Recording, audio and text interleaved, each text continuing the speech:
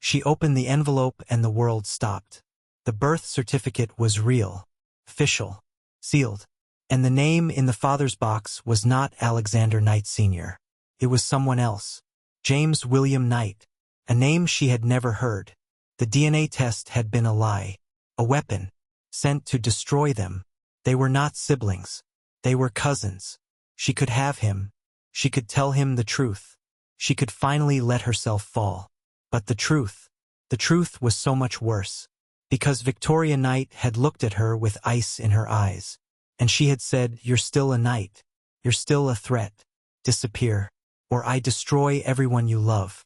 But I'm getting ahead of myself. Let me tell you how we got there. But before know that, in this channel we upload a series of episodes which are related to each other. If you have not watched the previous episode, then you have missed the show. Please watch the previous episode first. And there are a lot of upcoming episodes, so don't forget to like, subscribe, and turn on the notification bell. Let's get started with this episode 2. He stood on her street in a worn coat and old trainers. No car, no driver, no sign of the man who owned half the city.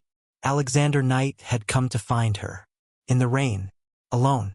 And he had no idea that the woman in the window had just read a piece of paper that said he was her brother. He had no idea that her world had collapsed.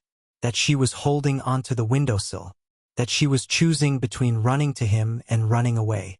He only knew that he had to see her. One more time, whatever the cost. The car had waited at 7. Alexander had sat in the restaurant. A small place, quiet, as he had promised. 2 chairs, 1 candle. The table was set. He had told the staff he was expecting someone. Someone important. 7 had become 7:30. His phone had stayed silent. He had sent a text. "Emma, are you all right? Please, just tell me you're safe." Nothing had come back. 7:45. His chest had begun to tighten. By 8 he had known. She was not coming. She had changed her mind. Or something had happened. Something he could not see. He had left the restaurant. He had walked. He had told the driver to go. He had needed to think. To breathe. He had called Daniel. His voice had been steady. Cold. The way it always was when he was afraid. "I need an address. Emma Carter. You found something when Isabella asked." "I know you did." Daniel had gone very quiet. "Alex, don't do something you'll regret." Alexander had said, "I need to know why she didn't come. I need to see her. Just the address." Daniel had given it. There had been guilt in his voice. Alexander had not asked why. He had gone home. He had changed. Not into a suit. Into the clothes he kept for the rare days when he wanted to disappear. Dark jeans. A gray jumper. A coat that did not look expensive. He had left the watch. The ring. He had driven an old car. Parked 3 streets away. He had walked. In the rain. Into her neighborhood. Past the corner shop. The takeaway. The flats with peeling paint. He had found her building. And he had stood there. Looking up at the windows. He did not know which one was hers. He only knew he could not leave. Not without answers. He had pretended to be poor. Not in words. In every choice. No power. No name. Just a man. Hoping she would come down. Emma had seen him from the window. The DNA results were on her table. The box from her mother's closet was open. She had been standing there for an hour. Not knowing what to do. Her phone had buzzed. "I'm outside. I'm not leaving until you talk to me. I need to know you're safe." She had read it. Her hands had shaken. He had come. He had really come. Not in a car. Not in a suit. She had looked down. She had seen him. A figure in a dark coat. Standing in the rain. Alone. He had looked up. Their eyes had met. Emma's heart had shattered. She could not tell him. "Your father is my father. We might be siblings. I don't know if it's real. I only know I can't get in that car." She had put on her coat. Sarah had called out, "Emma, where are you going?" She had not answered. She had stepped into the rain. Alexander had seen her. His posture had changed. Relief, fear, hope. He had not moved toward her. He had waited, as if she might run. She had walked until she was a few feet from him. You shouldn't be here. He had said, I know. I just needed to see you. To know you're all right. She had said, I'm all right. He had said, why didn't you come? She had looked at him. He was tired. He had not slept. She had said, I got scared. It was not a lie. It was not the whole truth. He had stepped closer. I'm not here as Alexander Knight. I'm not here as the CEO. I'm here as the man who met you in a corridor. The man who waited in a restaurant for an hour. Just tell me you're safe. Tell me I didn't imagine it. She had said, you didn't imagine it. He had closed his eyes. Then why? She had said, I can't explain. There are things I have to figure out. About my family. My past. He had said, I have complicated too. A mother who runs my life. Secrets I've never told anyone. Whatever you're carrying. You don't have to carry it alone. Emma had broken. She had sobbed. Right there in the street. In the rain.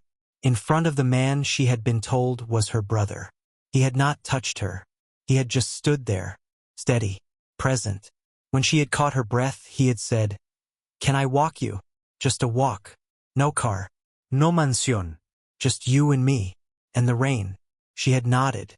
And they had walked. They had walked for 40 minutes. Through her neighborhood. Past the shops. The bus stop. The park. He had asked about Sarah. The baby. The books she liked. The small things. The real things. She had told him about the library. How she had gone there as a child. How it had felt like escape.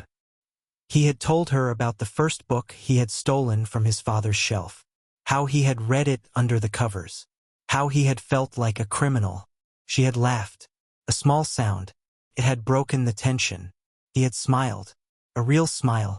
Not the one from the gala. They had passed the chip shop.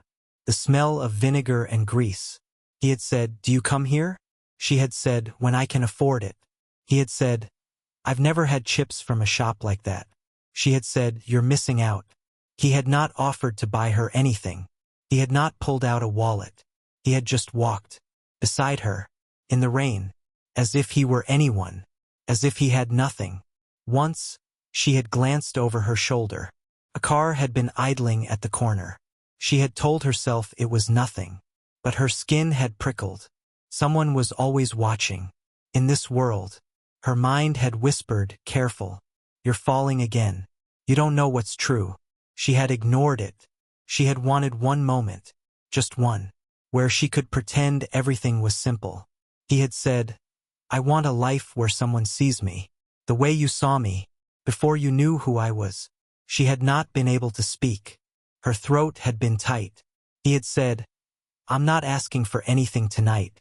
I'm just asking you to remember that I came here as no one for you. She had said, I'll remember. He had pretended to be poor with every step, with every choice, and she had fallen in love with him for it. They had reached her building. He had said, when you're ready, I'll be here in your world. However you need me. She had said, why? He had said, because you made me want to try, and I don't know how to stop. She had gone inside. She had watched from the window as he walked away, and she had cried, because she had fallen in love with him all over again. And she still did not know if he was her brother. Sarah had found her on the floor. Was that him? Emma had nodded. Sarah had sat down. He came here? To your street? Emma had said he didn't use the car. He didn't use his name. He just came. Sarah's face had changed. Emma, what's really going on? You've been different since Saturday morning. You're hiding something. Emma had felt the words rise. The DNA test. The envelope. The truth. But she had swallowed them.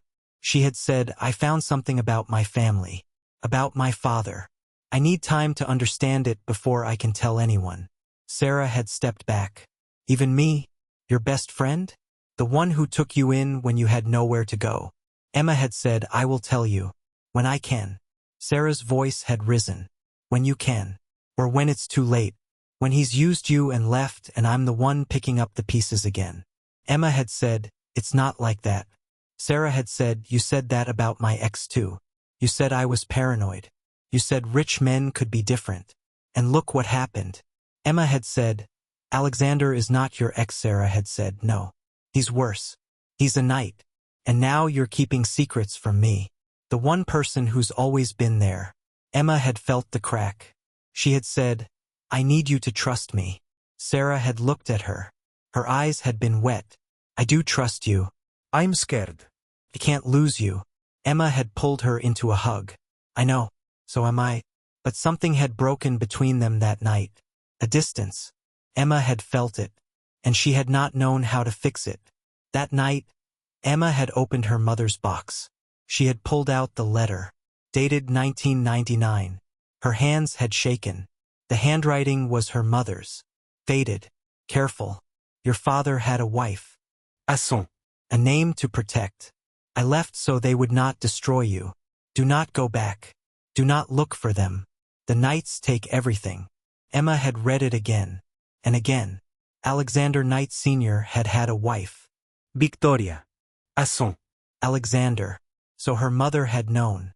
Helen had known the knights. She had loved Alexander's father. She had left. She had protected Emma.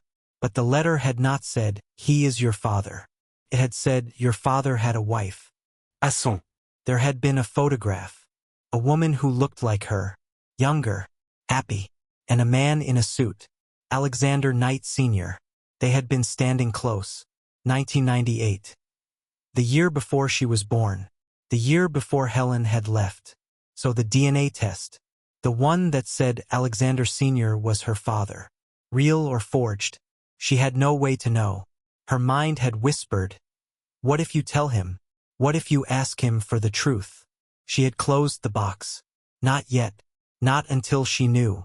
Some doors, once opened, could never be closed again. Daniel Reed had sat in his office. He had not slept. He had given Alexander the address. He had betrayed his friend's trust. And he had given Isabella Stone a file. A thin file. Emma Carter. Mother Helen Carter. Deceased. Father unknown. One photograph from a charity database. He had not given Isabella the address. He had not given her everything. But he had given her enough. Enough to hurt. His mind had whispered, you're his brother. You've been friends for 15 years. And you sold her out. He had told himself he had no choice. Isabella's family controlled 3 accounts at the firm. His job. His future. One wrong move and he would lose everything. But the guilt had eaten at him.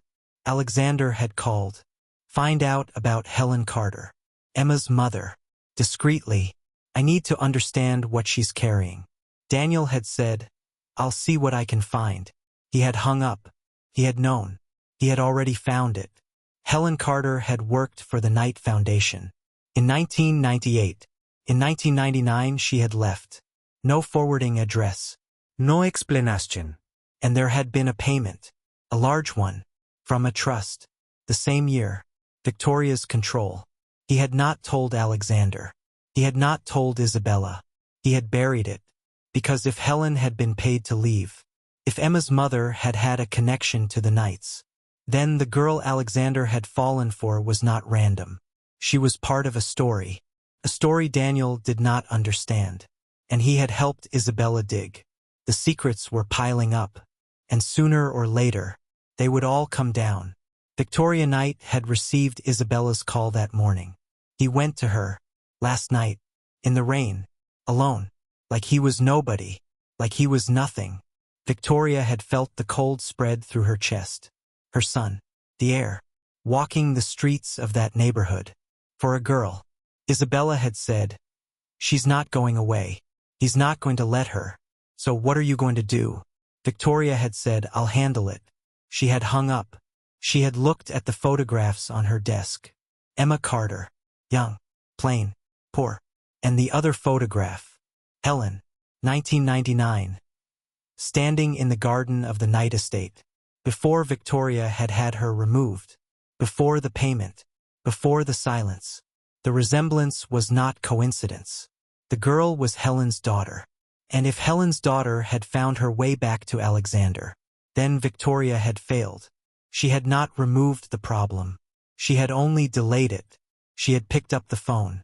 She had dialed a number she had not used in years. A man who asked no questions. I need a birth certificate. Emma Carter. Mother Helen Carter. I need to know who the father is. The voice had been flat. It will take time. Victoria had said, I don't care how long. I need to know. She had hung up. Knowledge was power. And power was the only thing that had ever kept the night safe. Isabella had received the news later. Victoria had called her. The birth certificate has been delivered. The girl knows she's a knight. She'll run. Or she'll break.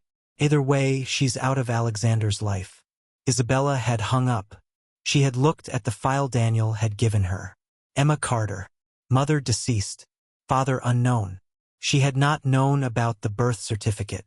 She had not known that Victoria had been digging deeper. But she had known one thing. Daniel Reed had given her a weapon. And she had not finished using it yet. A week passed. Emma had gone back to work. A temp job. Filing. Data entry. The kind of work that paid nothing and asked for everything. She had needed the routine. She had needed to not think. But her phone had buzzed. A text. From Alexander. I'm not going to push. I'm here. Whenever you're ready. She had read it. She had not replied. She had put the phone away. But she had felt it. The pull. The want. The terrible, impossible want. Her mind had whispered, what if the DNA is a lie? What if you could have him? What if you're throwing away the only good thing? She had not contacted him. He had texted every day. I'm here. Thinking of you. The restaurant is still there. So am I. She had read everyone. She had replied to none. She had spent her nights with the box. Reading the letter again. Looking at the photograph. She had found another letter. Shorter. Undated. He promised he would leave her. He never did. I'm not sorry I had you. I'm only sorry I couldn't give you more. Don't look back. Emma had wept. Her mother had loved Alexander's father. He had promised to leave Victoria. He had not. Helen had left. With Emma. With nothing. So the DNA test. Real or forged? If it was real, Alexander was her brother. Every feeling she had was wrong. If it was forged, someone had wanted to destroy them. Victoria. Isabella. Someone with power. She had to know. She had to see him. Just once. To say goodbye. Or to find out the truth. She had texted him. Can we meet? Somewhere neutral. Somewhere no one knows you. He had replied in minutes. Yes. Name the place. She had named the cafe. The one in her neighborhood. The one where she sat with a pound for tea. He had said, I'll be there. Tomorrow. No car. No suit. Just me. She had put the phone down. Her heart had been racing. She had looked at Sarah. Sarah had been watching. She had not asked. She had only nodded. As if she understood. As if she knew that Emma was standing on the edge of something. And that one wrong step could send her falling. Emma had known. One way or another. Things were about to change. And she had no idea if she was ready. For any of it. Sarah had watched her get ready. You're going to see him. Emma had nodded. Sarah had said, are you going to tell him? Emma had said, I don't know what's true anymore. Sarah had said, Emma, if you're in trouble, if you need to run, I'm here. Emma had taken her hand. I know. But something had still been broken between them. A silence. A distance. Emma had sat in the cafe. She had ordered tea. She had waited. The door had opened. Alexander. Same coat. Same jumper. No watch. No ring. He had looked around. He had seen her. Something had crossed his face. Relief. Gratitude. Fear. He had walked over. He had sat down. He had not touched her.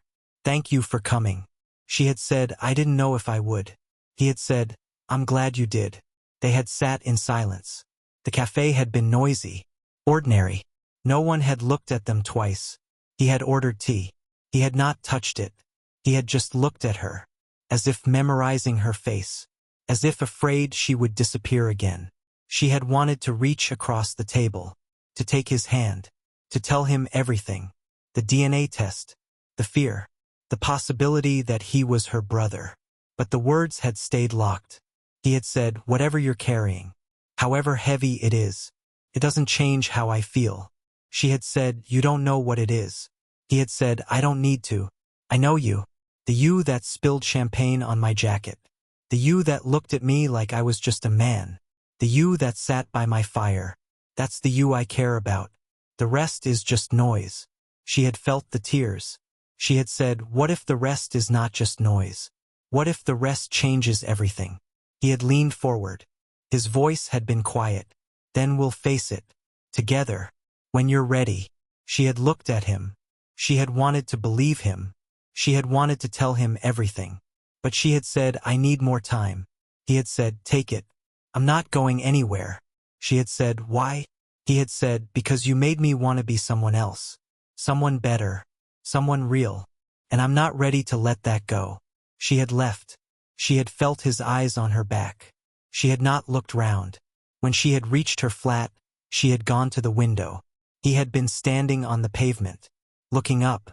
He had raised his hand. She had raised hers. And then he had turned and walked away. Again. She had known. She was running out of time. That night, Daniel had come to Alexander's penthouse. He had asked to speak in private. Alexander had led him to the study. He had closed the door. Daniel had said, I found something. About Helen Carter. Emma's mother. Alexander had gone very still. Daniel had said she worked for the Knight Foundation. In 1998. She left in 1999. No forwarding address. No explanation. And there was a payment. A large one. From a trust. The trust was under your mother's control. Alexander had felt the floor shift. His mother. Payments. Silence. 1999. He had said, what kind of payment? Daniel had said, the kind that buys silence. Alexander had said, who authorized it? Daniel had hesitated. The records are sealed. But the trust was your mother's. Alexander had said, what are you saying? Daniel had said, Emma's mother had a connection to this family. To the foundation. To your mother. I don't know what happened. I don't know why she left. But it wasn't random. Emma walking into that gala. Meeting you. It might not be random at all. Alexander had turned away. He had looked out at the city. Does Emma know? Daniel had said, I don't know. But if she's digging into her past. If she found something. That might be why she didn't come that night. That might be why she's so afraid. Alexander had been silent. Find out everything. About Helen Carter. About 1999. About what my mother did. Daniel had said, Alex. If I dig too deep. If your mother finds out. Alexander had said, I don't care. I need to know. For Emma. For me. Daniel had left. He had not said he had given Isabella a file. He had not said the guilt was eating him alive. Alexander had stood at the window. He had thought about his mother. You will remember who you are. He had wondered, for the first time, who he really was, and what his family had done to keep their secrets safe. He had thought about Emma, the fear in her eyes, the way she had said, what if the rest changes everything? He had thought about the foundation, the locked files, the payments, the things his mother had never explained. The past was not dead. It was waiting, and it was about to tear everything apart. Daniel had walked to his car. He had sat in the driver's seat. He had not started the engine. He had put his head in his hands. He had given Alexander the address. He had given Isabella the file. He had buried what he knew about Helen Carter. He had lied by omission. He had lied by action. And now Alexander had asked him to dig. To find the truth. The truth that would expose Daniel's betrayal. The truth that would destroy a friendship that had lasted 15 years. He had started the engine. He had driven away. And he had known. Sooner or later, everything would come out. And he would lose the only family he had ever had. Emma had lain in bed. She had stared at the ceiling. She had made a decision. She would get another test. She would find a way. She would know, once and for all, if Alexander was her brother, or if someone had tried to destroy them. She had closed her eyes. She had imagined his face, the way he had looked at her in the rain. I want a life where someone sees me, the way you saw me. Her phone had buzzed. Unknown number. She had answered. A woman's voice. Cold. Precise. Emma Carter. This is Victoria Knight. We need to talk. About your mother. about 1999, about what really happened, and about why you need to stay away from my son. Emma had sat up. Her heart had hammered. How did you get this number? Victoria had said, I get what I need. I'm offering you one chance. Meet me, tomorrow, alone, or I will make sure my son finds out everything. Before you're ready, before you can spin your story. Your choice. The line had gone dead. Emma had stared at the phone. Her hands had shaken. Victoria Knight, Alexander's mother. The woman who had seen her face and remembered 1999. The woman who had paid her mother to disappear. The woman who would do anything to protect her son. Emma had looked at the window. The street was dark, empty. Somewhere out there, Alexander was waiting, believing, hoping, while his mother was sharpening her knives. She had to go. She had to know what Victoria knew. Whatever the cost. She had not slept.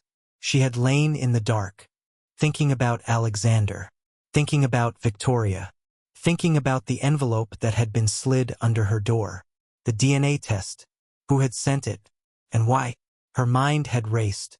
If Victoria had the real birth certificate, if Victoria knew the truth, then Victoria could have sent the fake DNA test, to break them, to make Emma run, or Isabella could have sent it. Daniel could have given Isabella enough to find a lab, to forge results, to destroy the girl Alexander had chosen. Emma had not known. She had only known that tomorrow she would sit across from Victoria Knight, and she would learn what the Knights had done, and what they were willing to do again. The next afternoon, Emma had stood outside the address Victoria had sent. Aquí é café. Private room in the back. She had walked in. Her hands had been steady. Her heart had not. Victoria Knight had sat at a corner table. Silver hair, a tailored coat, cold eyes that had seen everything and forgiven nothing. She had gestured. Sit. Emma had sat. Victoria had looked at her. No worms. No kindness. Only calculation. Victoria had placed an envelope on the table. Before we talk, I need you to see this. Emma had said, what is it? Victoria had said, the truth. The real one. Not the lie someone sent you. Emma's hands had hesitated. She had thought about the DNA test. The one that had shattered her world. The one that had made her believe Alexander was her brother. If Victoria had the real truth, if Victoria could prove it was a forgery, then everything could change. She had reached for the envelope. Victoria had not moved. She had only watched, as if she knew exactly what Emma would find, and exactly how it would break her. Emma's hands had shaken. She had opened the envelope. A birth certificate. Official. Sealed. She had read the names. Mother. Helen Carter. Father. Her eyes had moved to the father's name. It was not Alexander Knight Sr. It was another name. James William Knight. She had never heard it. Her mind had gone blank. Then it had flooded back. They were not siblings. The DNA test had been a lie. Victoria had said, Alexander Knight Sr. had a brother. James. He died in a car accident. Before you were born. Your father was never Alexander Sr. The DNA test was forged. Sent to break you and my son apart. Someone wanted to destroy you. Emma had felt the rush of relief. So powerful it had made her dizzy. They were not siblings. They were not related.